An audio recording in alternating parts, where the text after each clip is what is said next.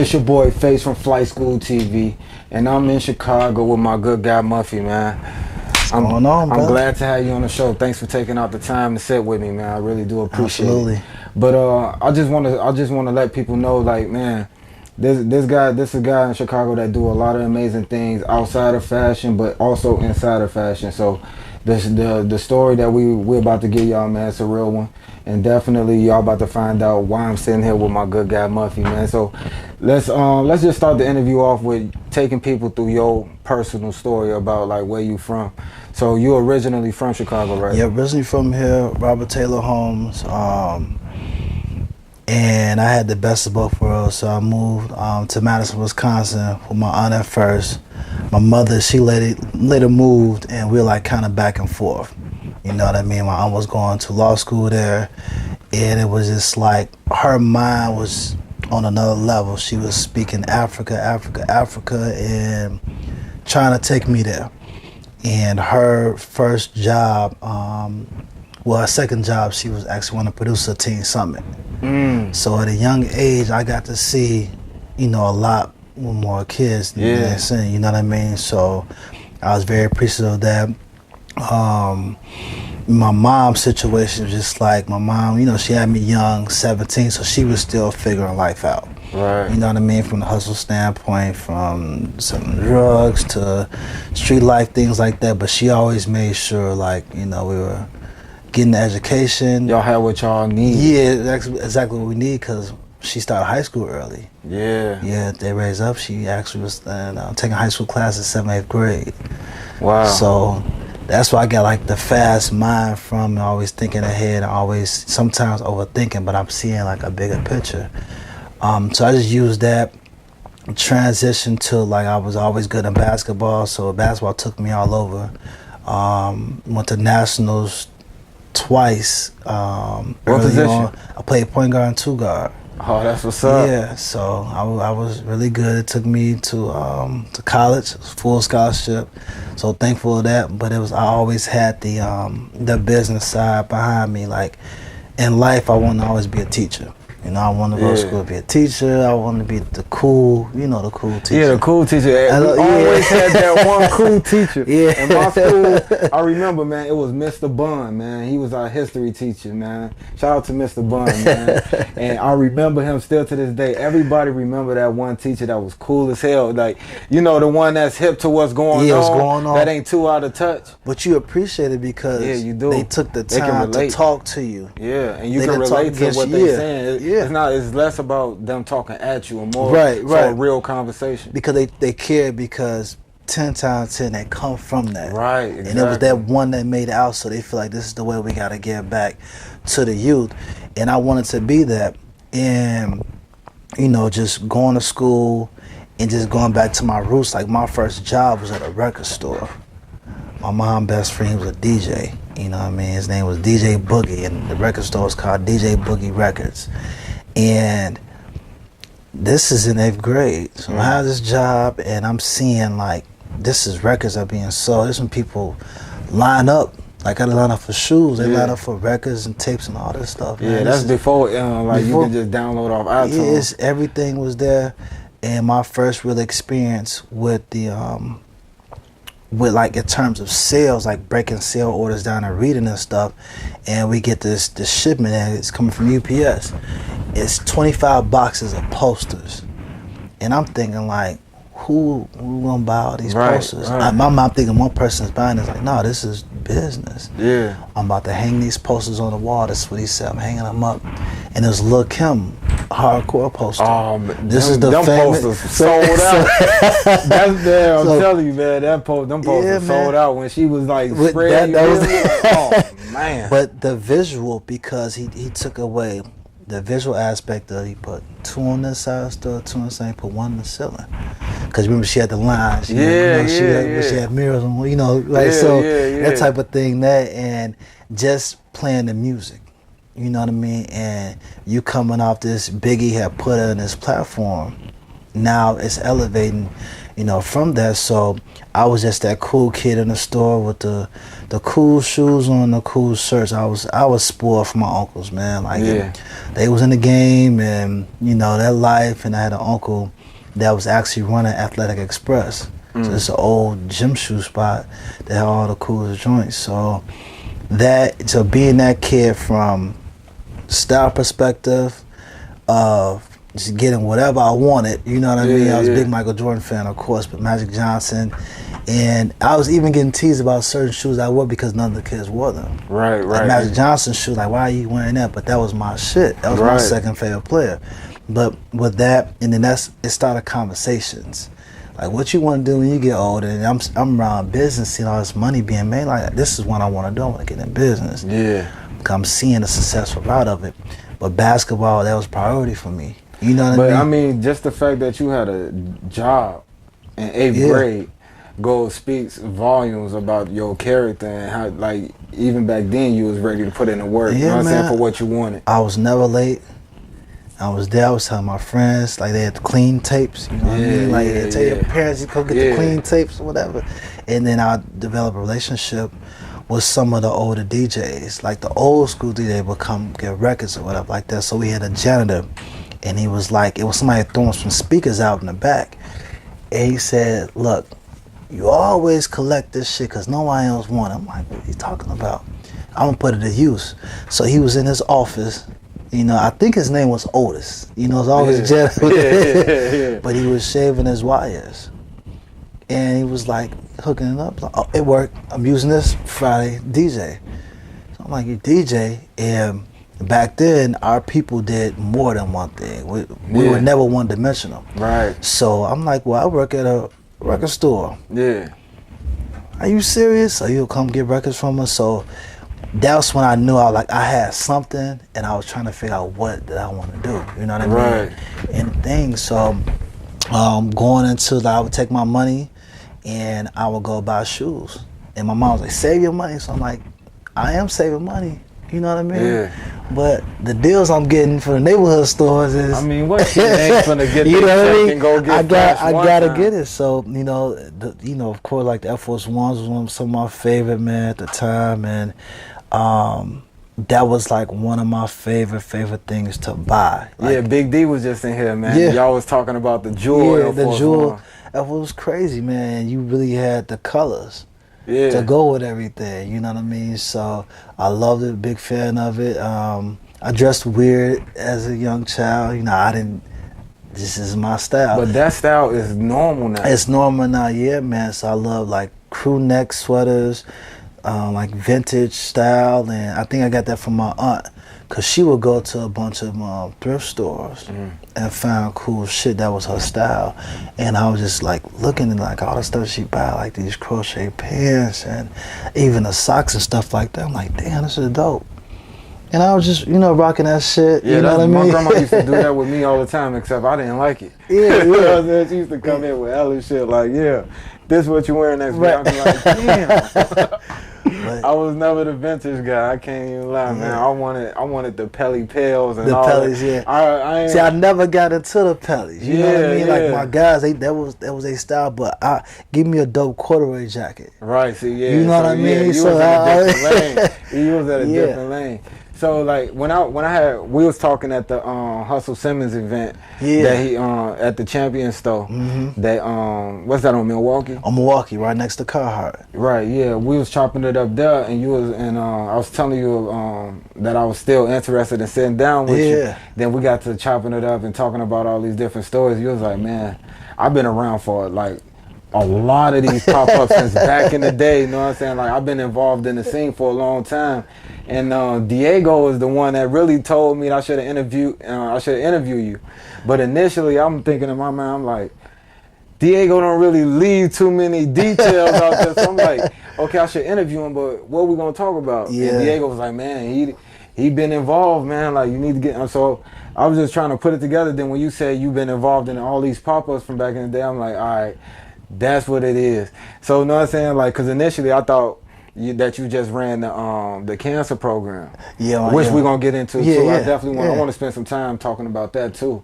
But, so, like, your early stages of like growing up in Chicago, what was like some of the first fashion pop-up, sneaker pop-ups that you was like involved with? Well, I would. My best experience as far as the shoes were, City Sports, and Rose and 111. My aunt lived on 115th, so I was always over there on the weekends getting shoes there. And then some days I'd be in Wisconsin. So Wisconsin, Madison is this East Coast. They got a heavy sneaker culture in Wisconsin, man. Shout out to Rico in there. Yeah, it's an East Coast city in the Midwest. People, they haven't paid attention to that. So it's like the Timberland and things like that. And I'm like, I can buy some of this shit and I can sell it. Yeah. You know what I mean? And my homie had this job, Rodney, he's a beautiful person, man. He writes, he's all over the world. He's doing stuff with Times now. Okay. But he's the one that was like, no, I want to work in the shoe stores and shit. I'm like, for what? But he had that vision because he like loved working in these stores. Was it to get that discount? And that's what it was. Like, you get a discount all the time. I'm like, I think about that. Factor right there. Yeah, so he was like, man, we can sell these shoes. We just got 300 pair of Jordans. I'm like, all right, cool. This is high school. Yeah. And his discount, it's like, so I think it was like $70. So we charging people like, $182. This is like Nike Talk days. Oh, okay. Yeah. That's putting it in perspective right there. So this is I came to high school 01. So we was doing this from like 98 to about 2001.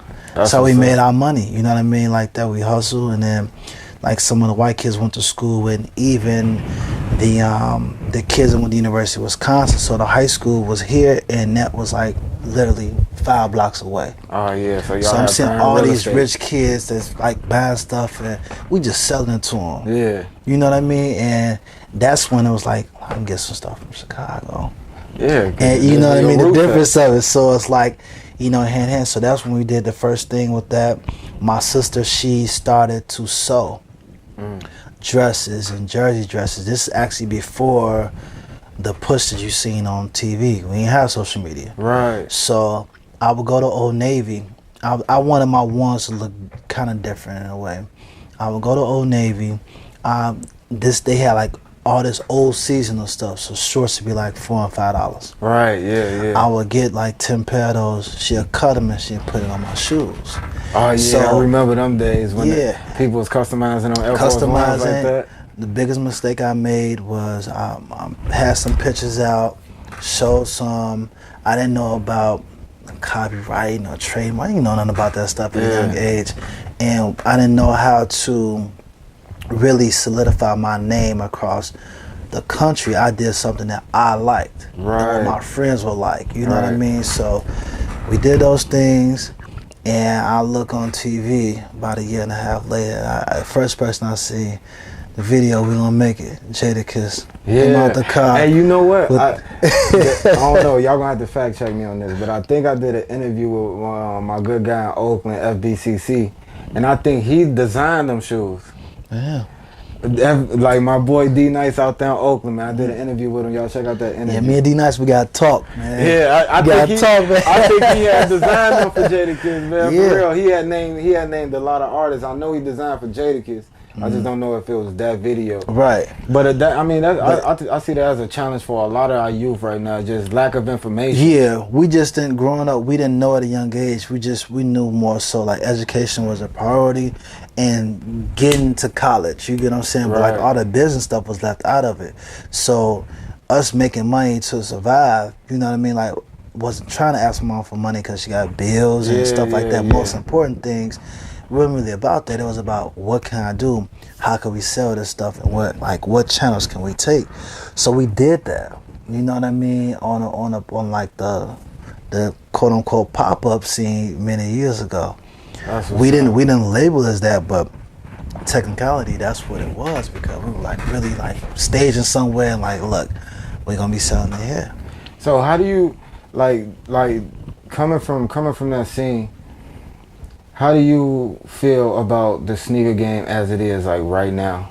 Do you feel like everything is overhyped? Is it too much copycat, or you like the way it is? Like, how do you feel about the game, like, as of right now? I don't like it at all. I'm not a fan of it. Like, I don't like it, and it's like maybe 'cause I'm 35 and I've seen everything, but I love the true roots of it, and it's still good guys out there that's left that's like morally like, no, I'm not.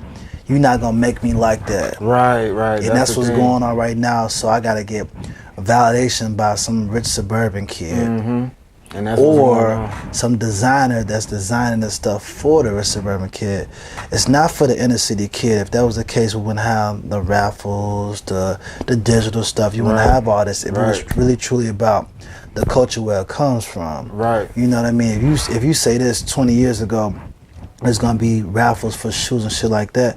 People like, I'm not doing that shit. Right. Because it's not fair to the people who built it up. Same thing with the Nelly effect. It's like they took advantage, Nike took advantage of it, but I remember getting 2 pair of Force Ones every week, $54.99.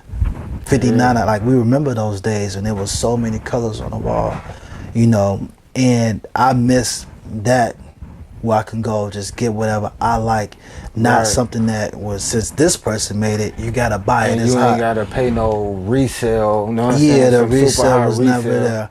No, it was never there. Even like me and D was talking about earlier, she gets shoes early all the time. Yeah, Big D. We talking about the regular box prices sometimes under, because stores thought about volume and making money. It wasn't about out the doors. Like, we got more shoes coming, we gotta make this money. You know what I mean? So I spent money with Diego many years ago. I remember all them at Tony Sports.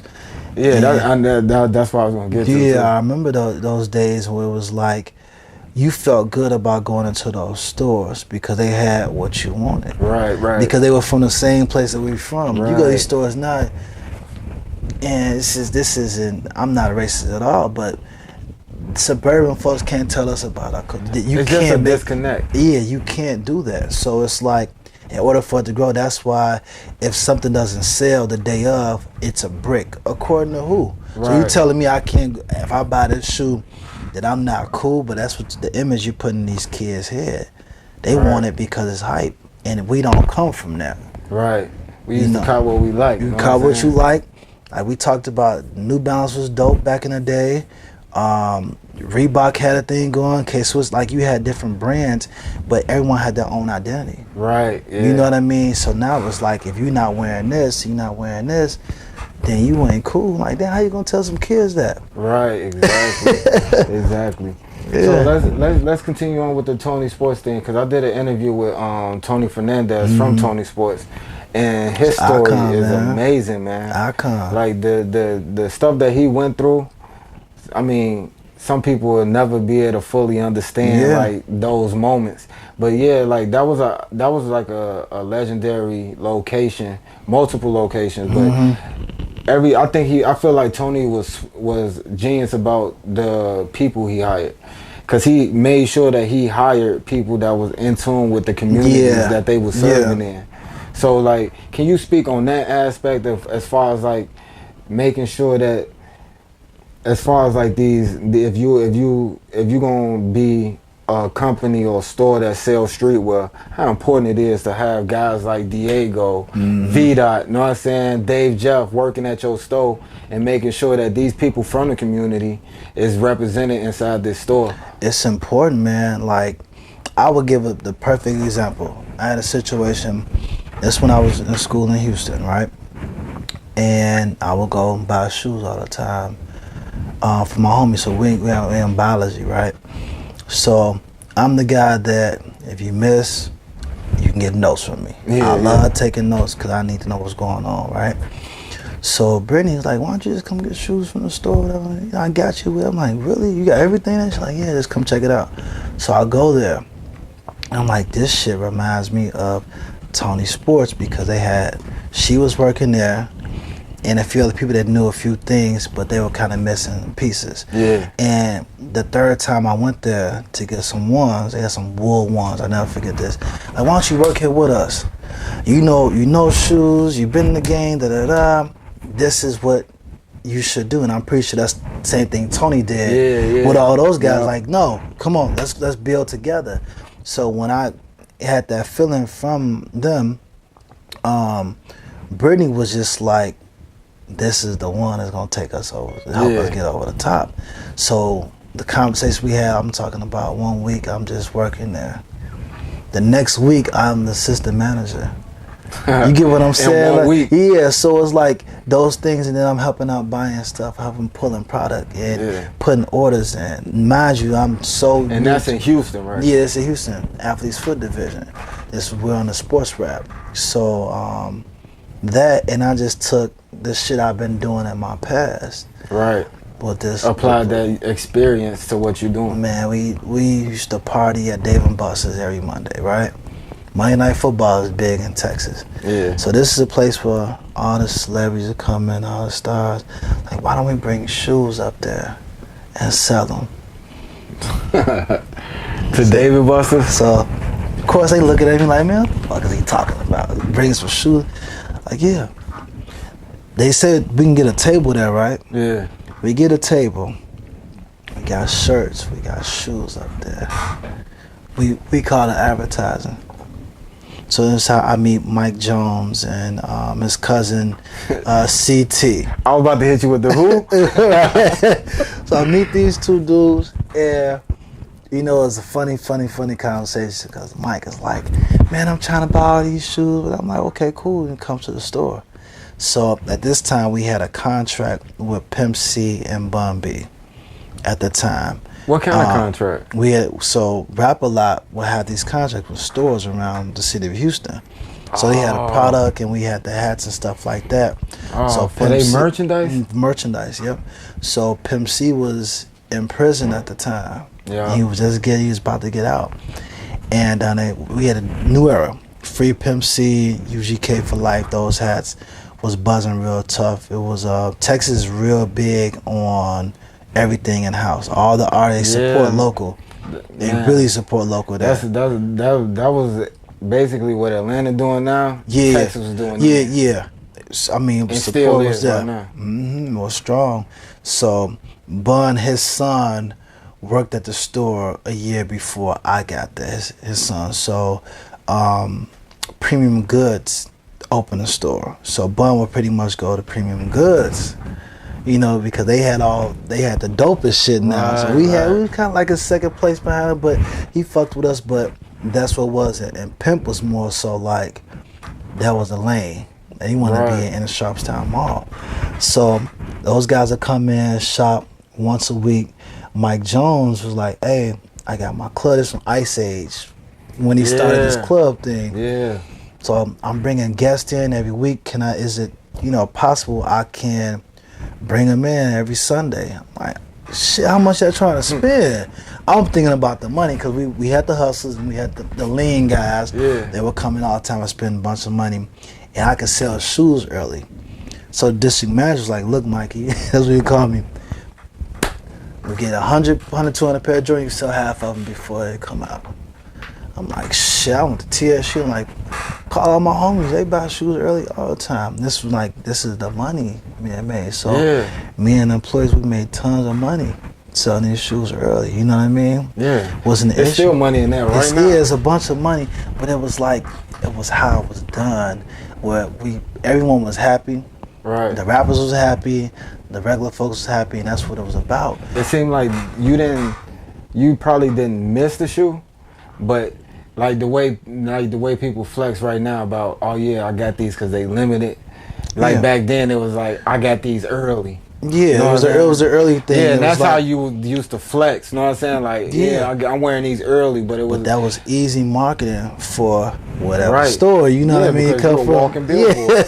Like, easy. So Mike could bring all these folks in every week, and I'll take them to the back, make them feel special. He's walking around all his money. I'll tell staff, we're about to make us like $10,000, $15,000. Like, what? You see how much money they walking around, say, you ain't gonna tease us. And, you know what I'm saying? And that rap money back then, that's when money was still was coming rap. Exactly. You know coming in getting the checks and shit like that. So I said, let me use my other relationships, because I also had a job at the school with special events. So I've always been like this plan and shit. And we're doing this fun bus. We're going all over the country. Fun bus trips. President at the time of the school, she is like pro student. Pro student. My boss, rest in peace, K. Reed. K. Reed is, to me, is an icon of events from colleges. When I was there, gave me a job I wasn't supposed to have. I was making like $21 an hour. I wasn't supposed to have this job. But he's from Milwaukee. Oh, the circle was small. Yeah, Midwest. He was always like, man, we got to take care of our people, da-da-da-da. He was just always about the people, the people, the people. So, like, we don't have no budget. Go to the liquor store and get us like 10 cases. Like, what? We got everybody get their own hotel room. We're gonna be partying. So I've been to Big D school 3 or 4 times. Yeah. You know what I mean? I've been to every spec school. I could tell you how all of them look, who was there at the time, everything like that. So I was using all my relationships at the same time. Right. You know what I mean? Just using them to my advantage. It was to the point where it was just like, how can I get better with this shit? What can I do? You know what I mean? So that was pretty much like my lead into stuff. And I'll come back home and visit. Dave had his thing going on. And Dave used to come to Houston for sneaker pimps. Oh, right. I did an interview with Dave, Jeff, man. Y'all can look that one up. And he spoke about hosting. Yep, he hosted. And that was like an event that was before the Sneaker Con days. Oh, way before that. Like Dave and Bun B was like this. You know what I mean? It was a good relationship. Dave was like, man, I got some shoes for you, da-da-da.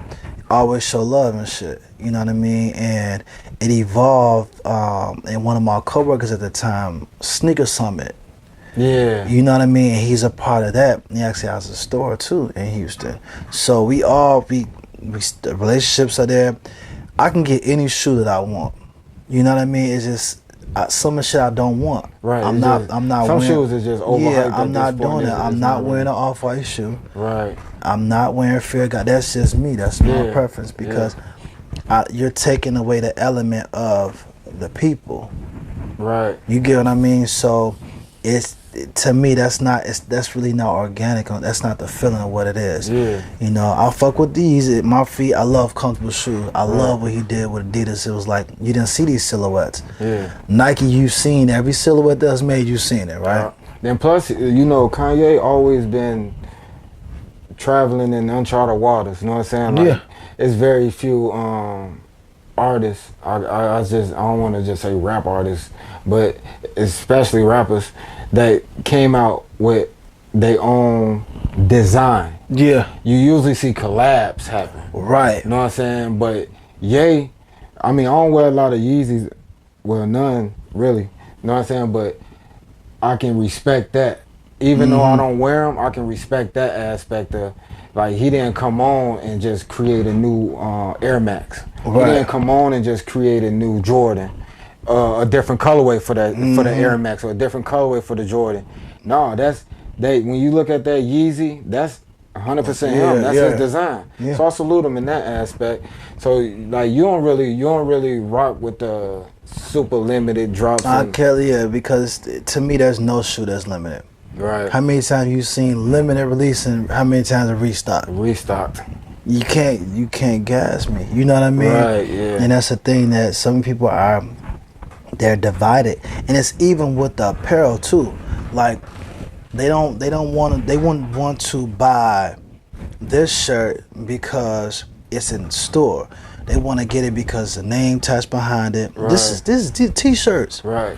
So if I don't spend $100 or $200 on a t-shirt, again, you hear this from kids. Yeah, that's why it's so important to talk about. Exactly. You know what I mean? Like, no, it's okay for you to wear a $25, $35 shirt. There's nothing wrong with that. Right, ain't nothing wrong. You know what I mean? Like, it's cool. Yeah, but see, I feel like that's now we get into the substance. You know what I'm saying? Because I feel like that's the major key right there. Like, we already determine what's cool. Right. You know what I'm saying? Like, we can step out in some shit that don't match. The next thing you know, that's the trend. That's the trend. You know what I'm saying? Like, that fast. Whatever we doing, you know what I'm saying? Like, we set the trends.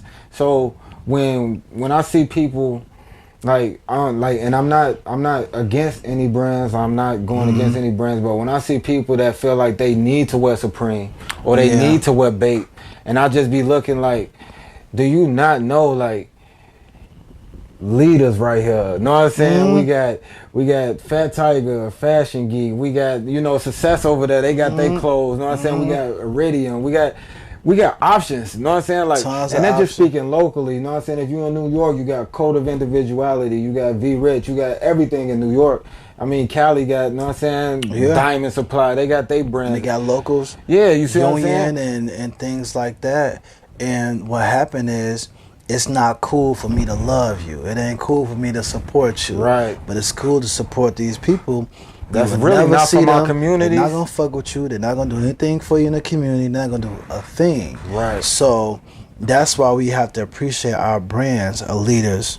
You know, I got to join on the collab with BBC. You feel me? Like, and that's how we come. This is what we have to do to support our brands, because if we don't, they're gonna drain us. Right. And we're not saying at all like go support some bullshit. Like, bullshit is bullshit, you know what I'm saying? That's just, it is what it is. But you know what I'm saying? Like when you got these brands that's out here like in your backyard, I always preach this on my show all the time, is that why make a millionaire into a billionaire when you got people in your backyard that you can, you know what I'm saying? Yeah. If you think about it in that aspect, if we as a community gravitate and keep our dollar circulating, it's gonna be more plentiful. How many more people is like we spending money here, but how many people they gonna employ?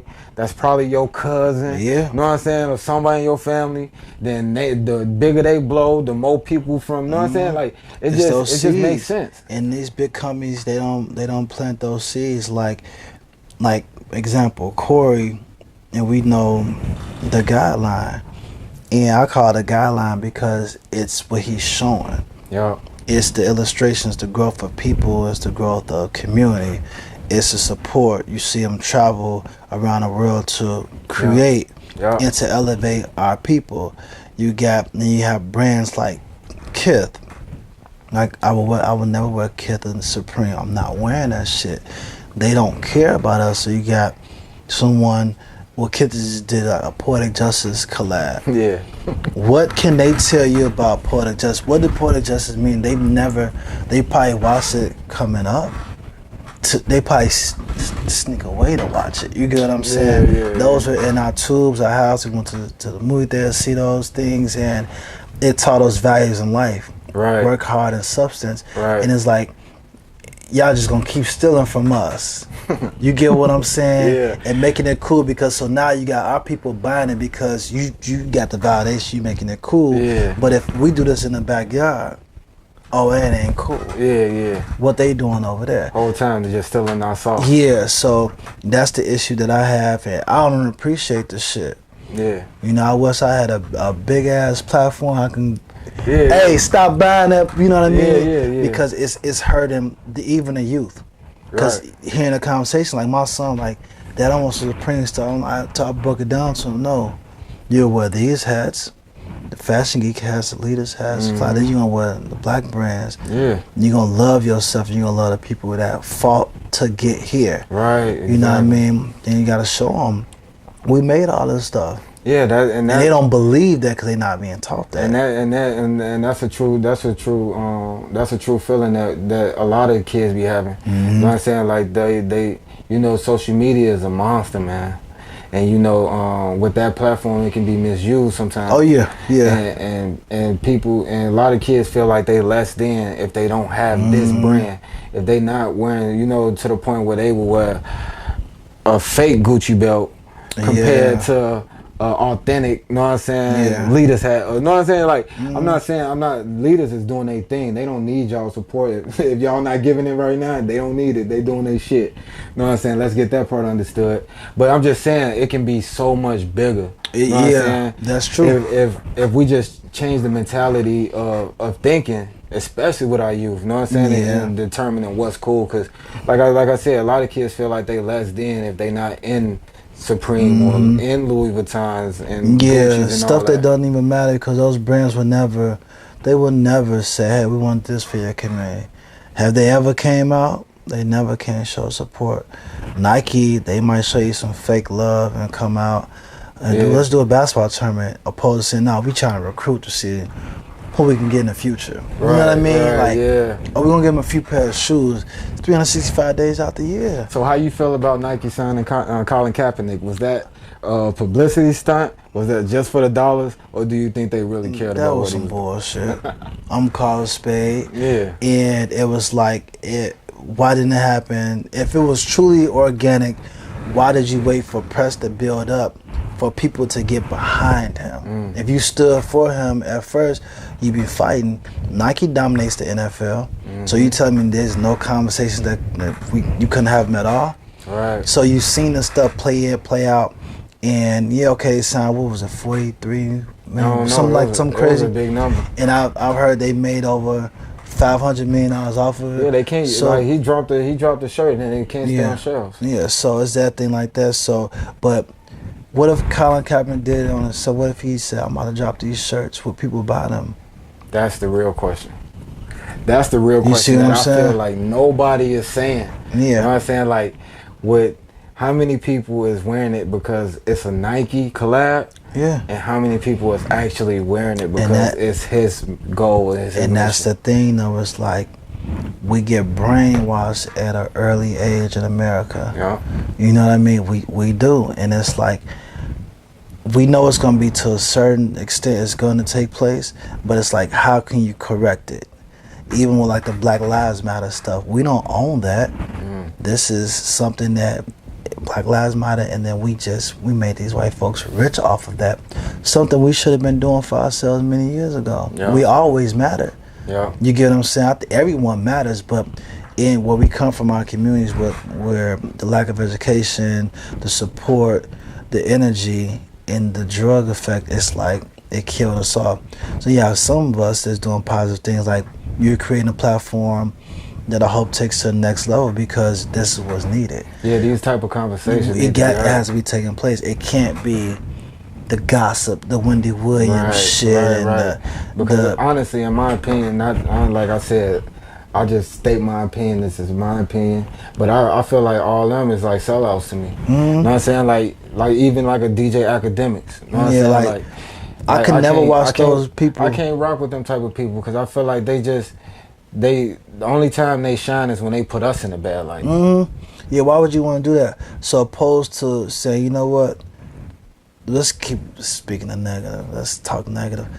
I've never seen them say, you know, let's get a positive light. Let's this person might need help, or this person, they might not have the guidance, especially like the younger rappers. They don't know. They're kind of lost. Right. And I'm not judging. We call them a spade because there's so much bullshit thrown at them. They believe it all.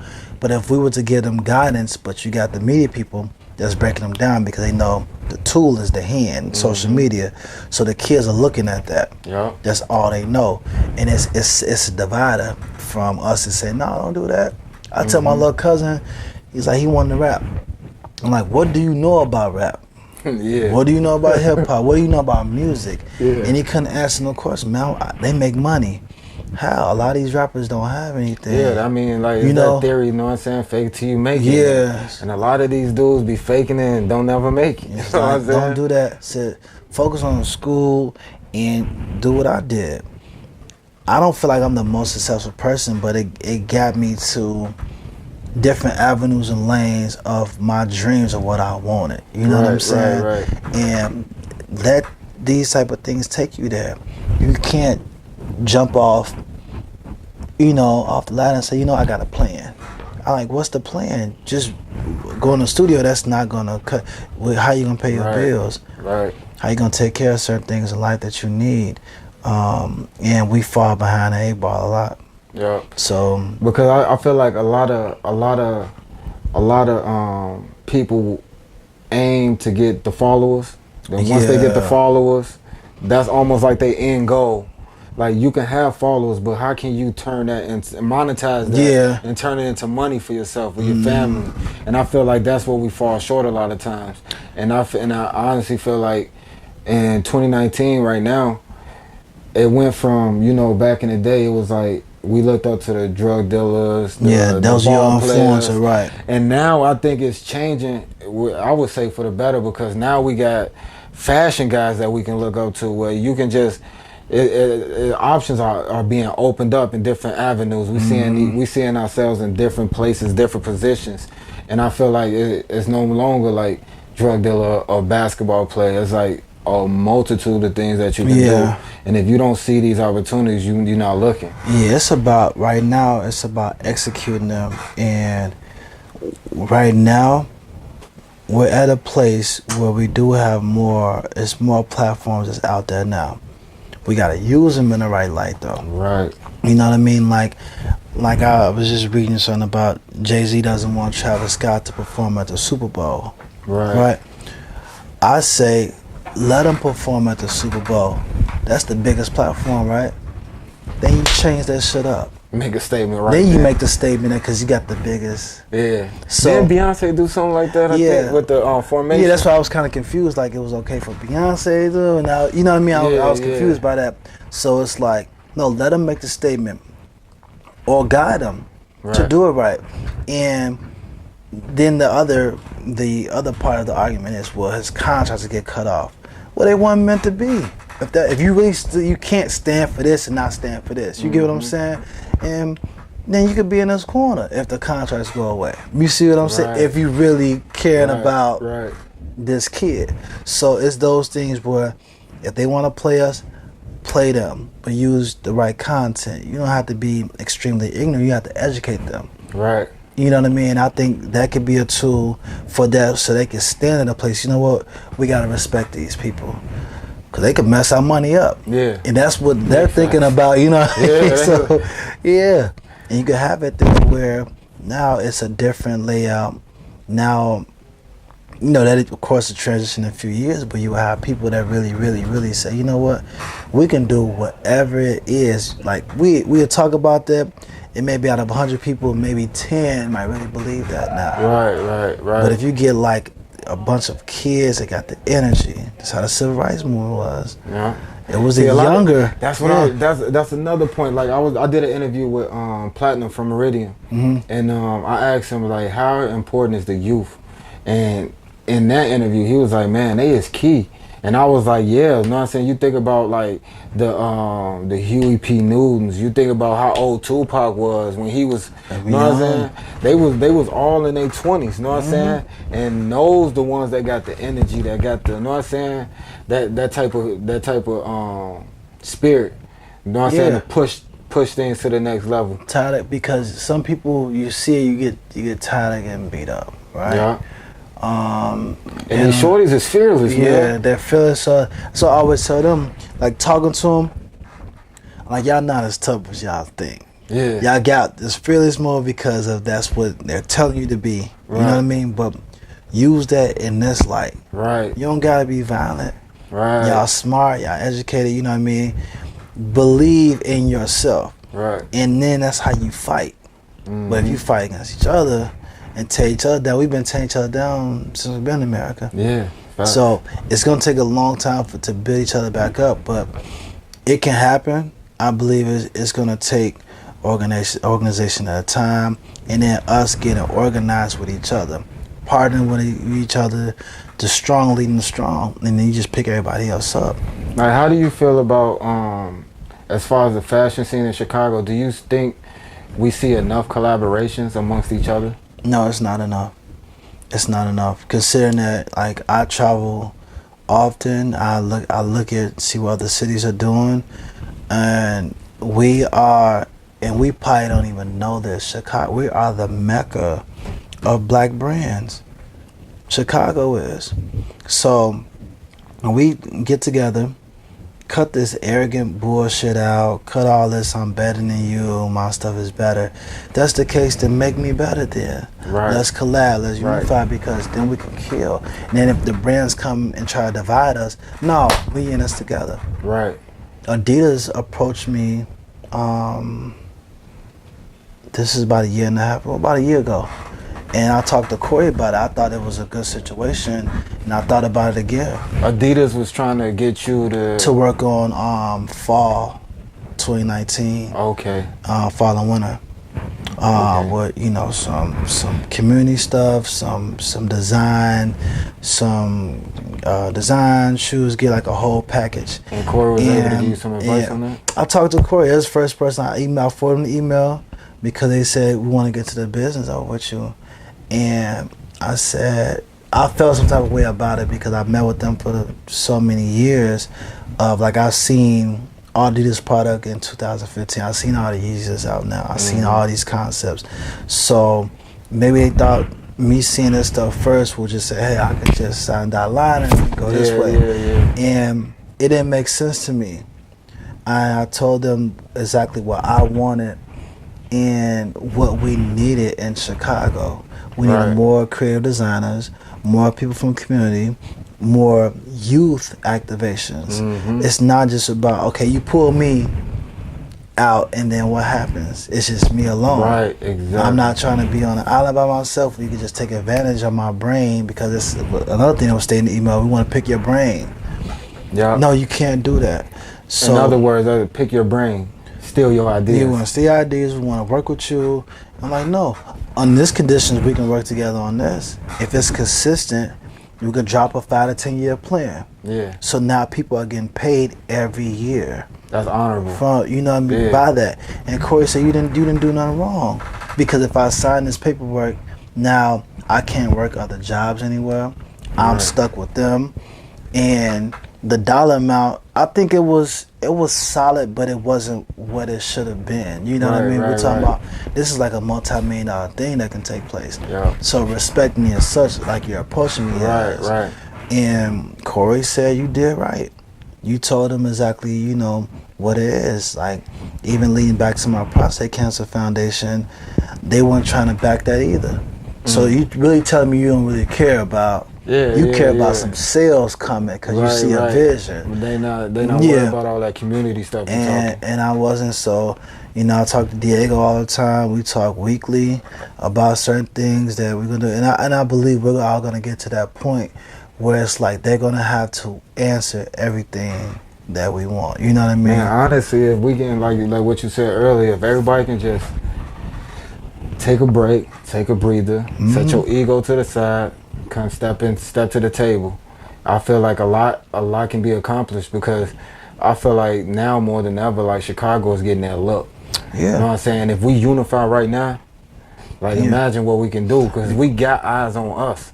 You know what I'm saying? You look at Don C, Virgil, Kanye, you know what I'm saying? Like, we just had Big D in here from Sneaker Fiends. You Corey, Diego, at Leaders, we got Vida, you know what I'm saying? Like, and Joe Fresh, Vic Lloyd. I mean, the list goes on and on and on. Yeah. And this is all Chicago. You know what I'm saying? It's like it's the best of both worlds, because what I would do is, like, everyone you just mentioned is for the neighborhood, for the creators, for the future. Everyone you just listed, right? And you got the Kanye's, the Dons, the Virgils. I remember having some visual meetings with Virgil. You know what I mean? We discussed certain things. And I don't think that it was, he didn't see where I was coming from. Right. And that's cool. We all different. Right. You know what I mean? But you have to understand where we come, because we are the culture. Yeah. That's us. Right. You know what I mean? So if you're going to take in this element, you got to give something. Yeah. You got to, you know, I have to, in some way, let me see what I can do for the communities in Chicago. And a lot of times those small gestures mean a lot. It means a lot, because it opens up more doors. So now you have Corey that is breaking doors down. Man, Corey needs to be the mayor of Chicago. Right. Man. Let's nominate Corey. 2020 ballot. So we nominating Corey. If you, example, say if Kanye goes on TV and say Corey Gilkey is the greatest. This is an example. Yeah. Now it's like he got the shit to back him up for him, because he did everything. Instead of giving Trump that fame, send it this way. Yeah, so for the people that really matter. Exactly. You know what I mean? It's just like, that's the separation of it. And even Don has a voice. Don can speak about his things. Corey should have had a Jordan collab. Corey should have had a Nike. Like, all these things Corey should have had to a bigger level. Like a lot of people sleep on that leader's resume. They solid. Don't get me wrong, because they done dropped Adidas, and it's probably the best to me. I think it's the best in the solid. It's because it's been consistent, and he's not afraid to collab with locals. Yeah, like, Fake Decent recently. Yeah, you'll see him do a collab with Fake Decent. You'll see him do a collab with and then one with Ferris. Yeah, with DJ Ferris, but then you'll also see the BBC collab. No, I'm saying the Blackhawks collab. Right. Now, Kith ain't doing that shit. They not collabing with nobody local in New York. Nah. Cause they're not about the culture. Supreme ain't doing that, cause they not about. We're not doing that. I mean, at a certain point in time, you could have probably said that about Supreme, but that company is out of there now. Well, you can't really, because everything, like what Master P was doing, the faces on the shirts, it was corny, people ain't like it, and then Supreme doing shit. True. And you got the rappers behind it. True. You get what I mean? True. Because they can cut a check, but it's like, why isn't it cool when the black people do it? Right. You get what I mean by that? So at the end of the day, we gotta fight for ourselves. But I think that fall on our community. That too. Our mentality as a community is always thinking the grass is greener on the other side. Yeah, and it's not, right. Yeah. Cause I know, like I have conversations with people, like some of my good guys, my personal guys, and I just be like, man, bro, what you on today? They be like, man, I'm finna go to the mall and you know what I'm saying, grab me a couple fits. I'm like, man, what the fuck you going to the mall for? You feel me? Like, we shop at boutiques these days. Yeah, like, the mall is played out. It's Motherfuckers ain't even on that wave no more. It's changed. But you know what I'm saying? Just something about I guess they get that some sense of gratification by walking in Nordstrom's and dropping the bags. You know what I'm saying? Walking in Saks and leaving with bags. You know what I'm saying? So I guess that's some type of gratification for them. But me personally, I get gratification by wearing my leader's hat, wearing my Hebrew Brantley shirt. You know what I'm saying? Like this Hebrew Brantley right here. You know what I'm saying? Like that's where I get my gratification from. You know what I'm saying? Like, don't get me wrong, I wasn't always like on this wave, but I mean, once I got on that wave, it was an easy decision, because I can feel, you know what I'm saying, the quality of this shirt. I can touch a leader shirt. I can wear a leader's hat and understand that the quality that they put into their work is no different from what you might grab at the mall from Nordstrom's. For so much money, Saks, whatever. Yeah, man, I got one of my closest friends. Right now, he is like, to me, I think he's gonna be the next biggest thing we have if everybody support him. He cut put him out there. Let me what's his name? Yeah, let me put his name on Instagram. Yeah. I wanna know, man. Let's get him a shine, man. It's my homie Murph, man. We go way back. We talk every week too. But I honestly feel like if we can turn the tables in a major way. You know what I'm saying? Not in some slight little low key way. Yeah. I feel like we can turn the tables in a major way. Cause right now we got Complex Con coming here, like they coming to us. You know what I'm saying? All-Star Weekend, they coming to us. They want to, because they want to see what's in the water. We want to test everything out. Yeah. His Instagram is RichGodXX. He cut, he sew, he designed. A lot of rappers are wearing it. They're not pubbing it like if it was a Gucci anything like that. Because niggas will do a whole price list of their outfit. Hat, 50. Shirt, 150. Like, they'll do the whole price list. Everything he's making, he's making he cold. in a lab. And I'm gonna have to link up with him, man. Hey, Rich, man, we linking up soon, man, hopefully. So this is him and his girl, right? Yeah. So they have, I can let the cat out the bag, but I'm working on a my brand is launching next year. Yeah, man. Let's talk about it a little bit, man. Let's get we gotta warm the oven before you put the chicken in. Yeah, man. Let's talk about it a little bit. A little brief. You got an idea of how you gonna approach it? Yeah, it's gonna cater to all of our forgotten black and Hispanic, actually, of color in America. All of our most important people. So we're talking about from musicians to community folks. That's a dope way of making sure that those people are remembered. Yeah, we have to, because our youth don't know who they are. And the first thing, like my grandfather did with us, he'd sit us down and tell us about everything from baseball to sport. Baseball, entertainment, political industry, activists. political activists, things like that, and the struggles that he went through. Like his stepfather was one of the first 5 employees of Playboy when it started here. Damn. Yeah, and his brother sold all the Playboy magazines for $400, and that chest is probably worth millions of dollars right now. Yeah. Not thinking, Right. but these are the things that he always used to talk about to us. Just give us a bunch of advice, game stuff on history, and I'm gonna pay a tribute to Nearest Green. He's the guy that helped invent bourbon. That's what's up. Yeah, man. so we're gonna these are the people who want to highlight what the clothing brand, what all the elements that we took place in, from music on to fashion. Because you look at notable singers, we just say Ashford and Simpson, for example.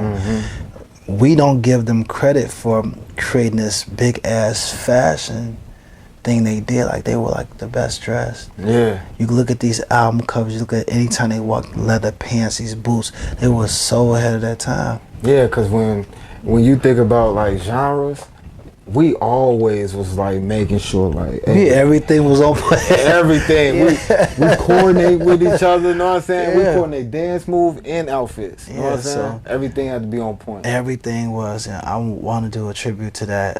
That'd be dope. Actually with a store base too, so it's gonna be cool, it's gonna be beautiful, it's gonna be for the real culture, you know what I mean? And strictly organic, so Rich Guy XX, he'd be one of the creative designers of it. That's and you'd be able to get tailored for, so if you gotta go somewhere, you and your lady, you get the measurements, and this would be affordable and great quality. That's what's up, man.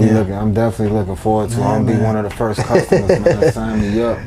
But a question that I always ask is like, with all the names that I just named, you know, from the Virgils, Kanye's, the Corys, and I'm throwing them all in the mix, you know, like, do you feel like Chicago get the respect it deserve? It's weird, we get the dead respect, and what I mean by that is it's not a living thing, because if it was, you would see all the brands working with all the individuals, all the pacemakers, and Corey's one of them, right?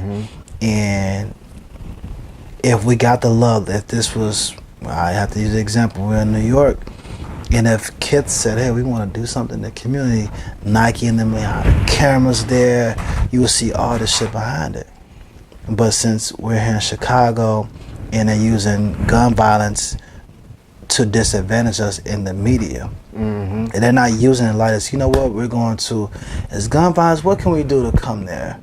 Right. I'm not talking about a weak ass Karen Civil coming into town to talk about what. Do you really care? Because what did you do when you came? Right. It was to get a check. That's what it's about. I mean, and a lot of people had an issue with V-Lone when they came out here. A lot of people had an issue with disrespect. A lot of people had a big issue with that. It was blatant disrespect. You're taking advantage of what our pain in this city. You know, and so many of us have tried to correct it for so long, where talking to kids is just a step, and then providing them with jobs and like future stuff, with stuff that they really need, not a gun. So if two kid gets killed, this dude go to jail, both families hurt, there's 2 gone. Yeah. You know what I mean? And it's not fair to them, because we know the guns is being dumped down in the neighborhoods. We know all this stuff is going, we know it.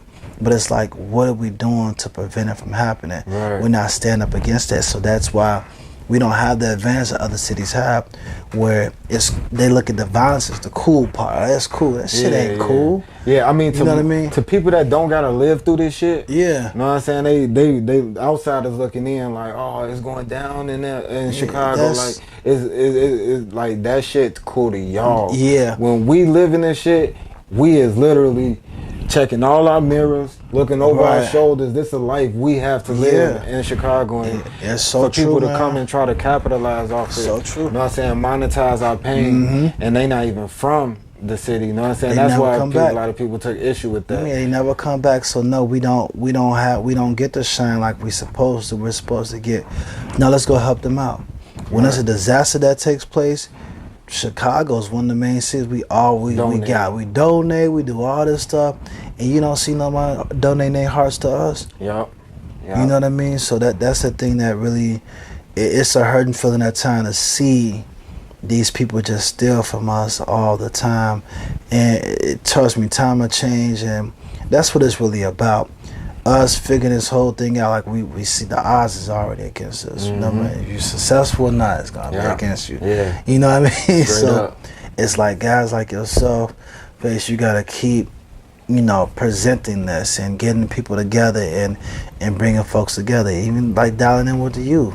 Because you think about this, if you get 15 kids, it's like, nah, shorty, come here, I want y'all to talk.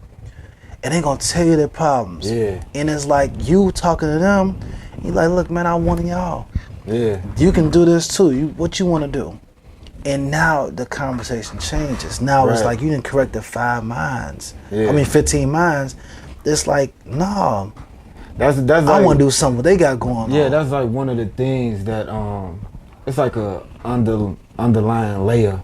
You know what I'm saying? Like, we talk this fashion shit, we talk this sneaker shit, but in every interview, almost every interview, you gonna find some gem in there. You know what I'm saying? Because I want to make sure that everybody that's tuning in, especially our youth, is making sure that you picking up some game that you can apply in real life. You know what I'm saying? Not no shit that we just sitting kicking shit about what's hyped up. That's cool. We'll talk about that for a second. But we're going to get to the motherfucking substance, the gumbo, the soul food, the collard greens, you feel? We're going to get into that. Because we want y'all to know we care about y'all. Yeah, big Don't think that we care.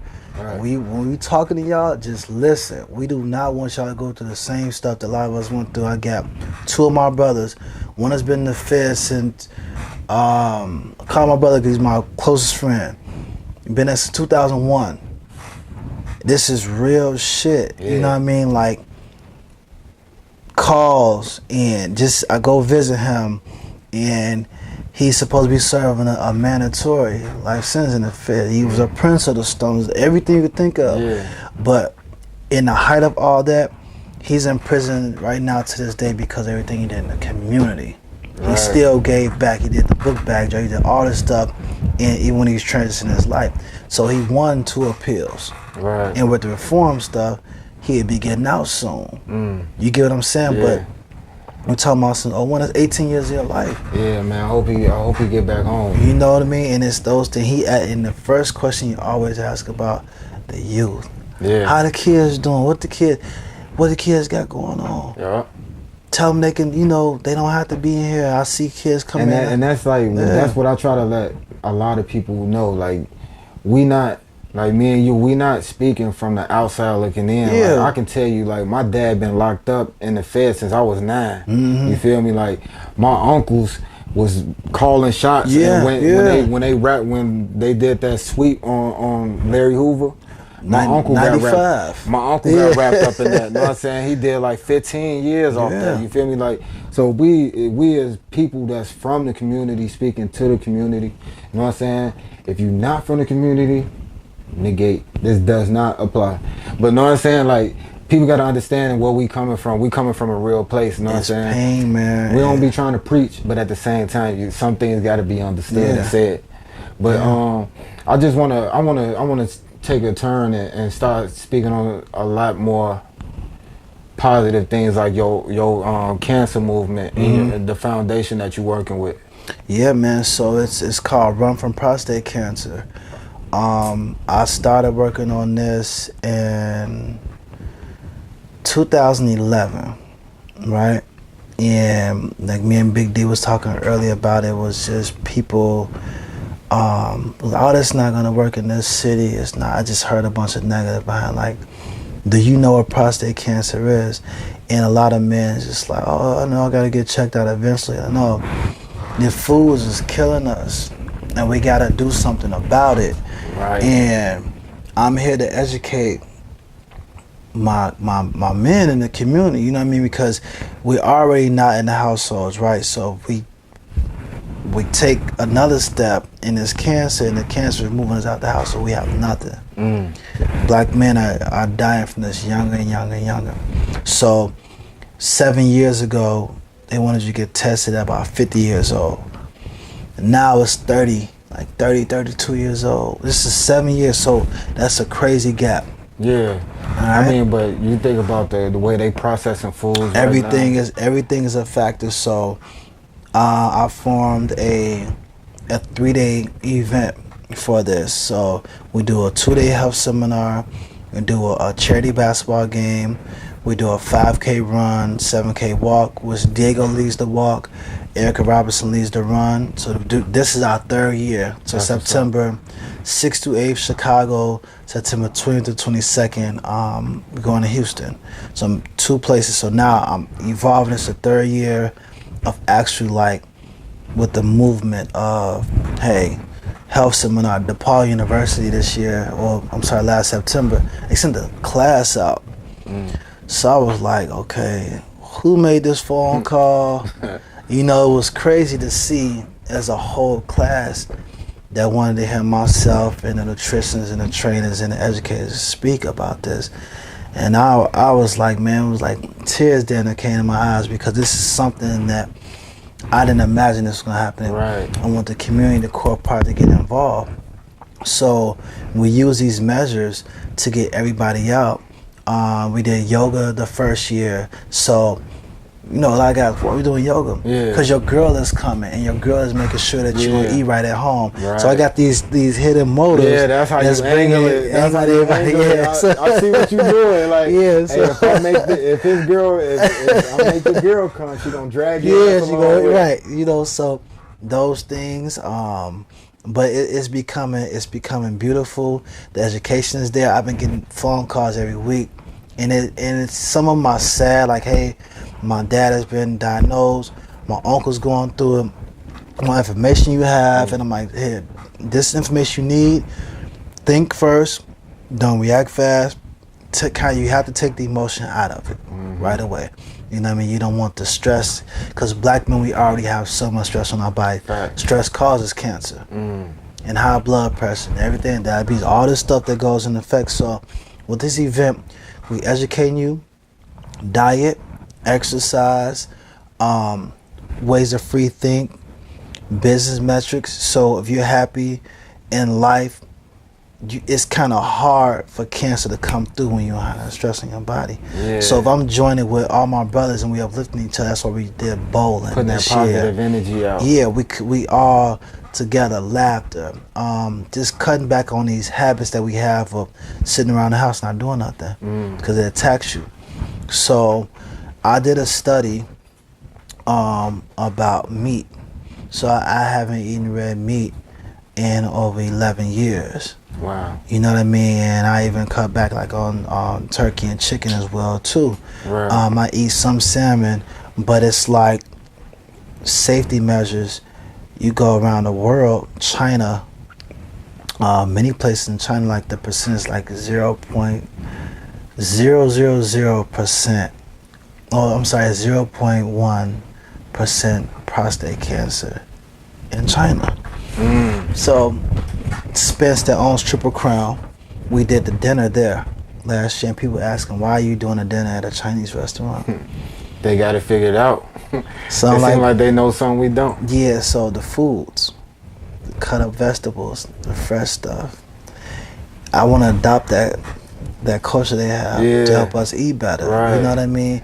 All the soul food ain't good for us. Cause I can't think of a Chinese, Asian, whatever you want to call it. I can't think of a Chinese dish that don't have vegetables. Everything is vegetable based. You get shrimp fried rice, it comes with onions in it. Stuff like that. But just the safety measures of food preventative ways, and it's been like, I'll show you my phone. It's been 10 cats. I'm like, hey, I stopped and I feel better. You know what I mean? My body, I'm thinking better. I'm running. I'm exercising more alert, because meat it presses down your digestive system. Right. It presses down your prostate. You get what I'm saying? So you need to drink more water, alkaline your body more. Fruits and vegetables are very, very key in this. These are ways to prevent these cancer. So even as far as like health, like deodorant and lotion and stuff like that, read it. You should go to the health store and get these natural products, and because a lot of black folks and Hispanics, we make all this natural stuff, so you should be supporting the people anyway, right? So these are the things it's a day at a time. So that's why I put this foundation together. We're growing. I've been contacted by a few brands about doing some collaborative work. And some didn't make sense to me and I shot it down, but the stuff that makes sense, as long as you're going to be a part of our community, our growing process, getting people out, treat me just like you're treating all these bigger brands. There's been times where I met with University of Chicago. We had these phone conference calls, and we had talked. And my government name is Michael Collins, so of course it appears different on email. I type well, whatever it is, and when I got there in person, it's like, I don't know if we're gonna be able the time. We don't have someone. I'm like, all this stuff just changed. This is University of Chicago, which has one of the biggest cancer foundations in the world. So why you can't support? So that goes to show me it's another X on our back. Another challenge that you got to overcome. Now we got to overcome. So, and that's cool. I'm cool with that. Thank you for letting me know. Now we know what you stand. Exactly. We can move accordingly. So I'm creating this big platform. Like, we have this pop-up store we do, Padded Room. They done our shirts the first year.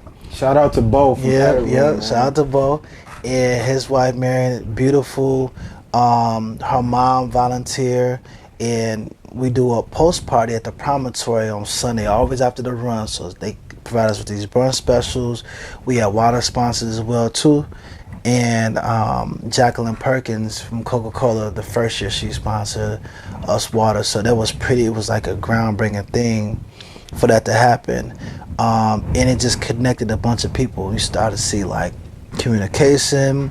People like, hey, I run. So you start to see that build up. So we're going to develop a runners club early summer leading up to it. So we want people to feel comfortable. So people that say, I'm out of shape. I can't compete that day. But now we're gonna build it up, and we're going to work out, and we're going to do those things. And Diego is man, I love him so much. Just every year, like, I want to take action into leading the walkers, because Diego said he ain't running. I ain't running. My knee is bad. Hey, but shout out to Corey and Diego, man. Just all Corey around good guys, man. If y'all not familiar with them, that's Diego Ross, Corey Gilkey, man. They operate Leaders 1354, a pillar of Chicago. And they just do so much, man. Yeah, man. And like I seen Diego. I think Dave, Jeff, and Zoe at the basketball game. That looked dope, man. So we did. It was basketball game the first year. I scored I think 49 points first year in the games, competitive. And second year, we actually lost that game. So Dave, Jeff coaches our team, and Diego coaches the others. So mind you, these are competitive games. Like this is former cosplayers, you know what I mean? I mean, Zoe from Fashion Geek used to play ball too. Zoe's there. You have my cousin Sharon Collins play. Marcus, Keith, Archie. I mean, the list goes on. Amari Sawyer is actually cousin. So if people want to get involved with either the run, the basketball game, just participate in general. And everything. How can they reach out to you? So we have Instagram now, Run from Prostate Cancer. The website, we're relaunching it. So we had to add more stuff. We had to make sure rights was clear with certain things like that. So that'll be relaunching in February. RunFromProstateCancer.com. And all information to be on there. The countdown to be on there. You can donate to the foundation. We have Paul Hudson, one of Corey's good friends. He has a transportation company. So, and that's what the money is. Like we're building up a program. Trying to add to the program. So now the guys that can't afford to go get tested, we're gonna take you out there to the center. They do free testing every month. You see what I'm saying? So it's like this is like another foundation where we're just trying to get money. No, we're actually using this for service in the community. We're doing a community service cleanup this year too. in areas, and we're gonna start working with younger kids. Right. And bring the parents coming out. So we have a few access passes where we can get to certain schools where we can make certain postings, reach out to teachers and educators, and now we're gonna make it kid friendly too. So yeah, okay, you got kids. There's no excuse. We want everybody to get educated by this. Yeah, teach them early. Teach them early, so then the kids will know proper diet and things like that. And preventive measures. Yep. So that's the goal, and just try to save our man. That's the goal, man. I mean, what better note to end the interview on than that? Yes. Man, I'm honored to have you sit here with me, Appreciate man. Thank you very much for taking the time out. And that's Flight Skool TV. We out.